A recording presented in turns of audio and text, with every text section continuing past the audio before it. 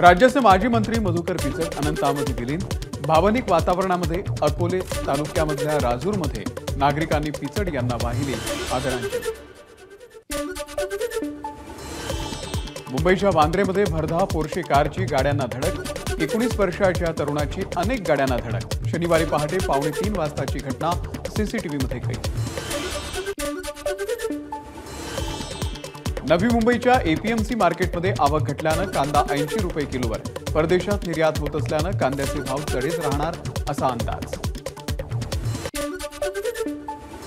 पेंगल चक्रीवादळामुळे सिंधुदुर्गमध्ये मुसळधार पाऊस। कुडाळ, सावंतवाडी, दोडामार्ग या भागात अवकाळी पावसाची हजेरी। आंबा, काजू पिकावरती परिणाम, शेतकरी चिंतेत। इंग्लंड संघानं कसोटी क्रिकेटमध्ये गाठला 5 लाख धावांचा टप्पा। इंग्लंडनं 1082 कसोटी सामन्यांमध्ये 717 क्रिकेटपटूंच्या साथीनं ही कामगिरी केली। ऑस्ट्रेलियाच्या 4,28,794 धावा असून भारताच्या 2,78,700 धावा झालेल्या आहेत।